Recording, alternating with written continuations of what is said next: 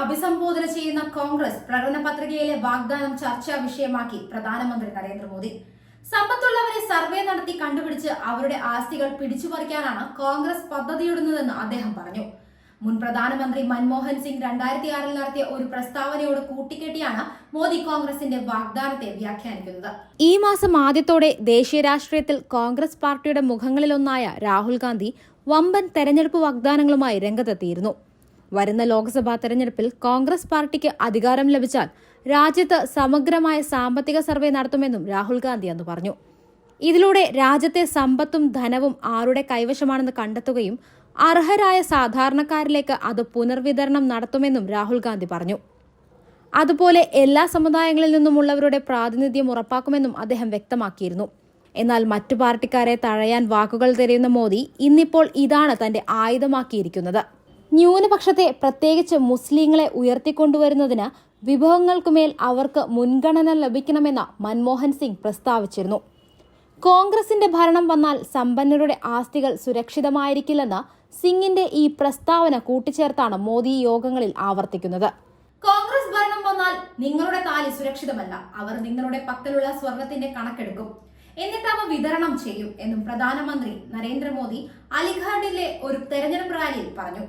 കോൺഗ്രസിന്റെ കണ്ണുകൾ സ്ത്രീധനത്തിലും താലിയിലുമാണ്. അമ്മമാരുടെയും സഹോദരിമാരുടെയും സ്വർണം മോഷ്ടിച്ച് വിതരണം നടത്തുമെന്ന് കോൺഗ്രസ് പ്രകടന പത്രികയിൽ പറയുന്നുണ്ടെന്നും പ്രധാനമന്ത്രി പ്രസ്താവിച്ചു. നഗരത്തിൽ ഫ്ളാറ്റും നാട്ടിൽ പരമ്പരാഗതമായി ലഭിച്ച വീടുമുള്ളവർക്ക് അവയിലൊന്ന് ഭാവിയിൽ നഷ്ടപ്പെടുമെന്ന് മോദി പറഞ്ഞു. നിങ്ങളുടെ കുട്ടികൾക്ക് ആ വീട് ഉപകാരപ്പെടില്ല. ഇത് മാവോവാദികളുടെ ചിന്താരീതിയാണ്. ഇത് കമ്മ്യൂണിസ്റ്റുകളുടെ ചിന്താഗതിയാണ്.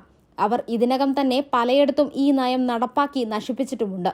ഇന്ത്യയിലും ഈ ആശയം നടപ്പാക്കുകയാണ് അവരുടെ ലക്ഷ്യമെന്നും പ്രധാനമന്ത്രി പറഞ്ഞു.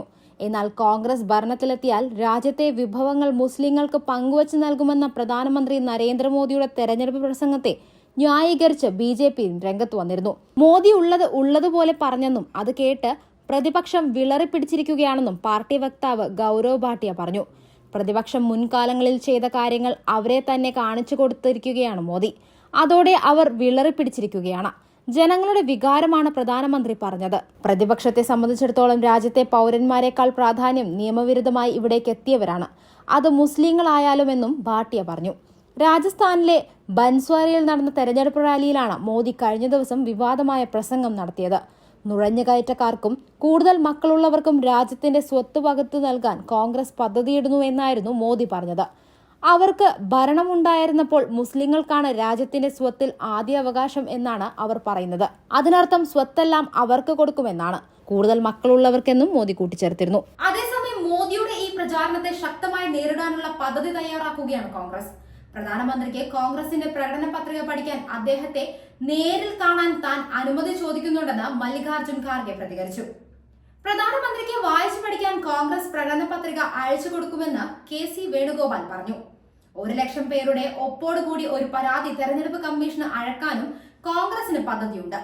പ്രധാനമന്ത്രി പദത്തിന് ചേരാത്ത ആരോപണങ്ങളാണ് മോദി ഉന്നയിക്കുന്നതെന്ന് KC വ്യക്തമാക്കി. ഇത്തരത്തിൽ വ്യാജ വാർത്തകൾ പ്രചരിപ്പിക്കാൻ എങ്ങനെയാണ് പ്രധാനമന്ത്രി സ്ഥാനത്തിരിക്കുന്ന ഒരാൾക്ക് കഴിയുന്നതെന്നും അദ്ദേഹം ചോദിച്ചു.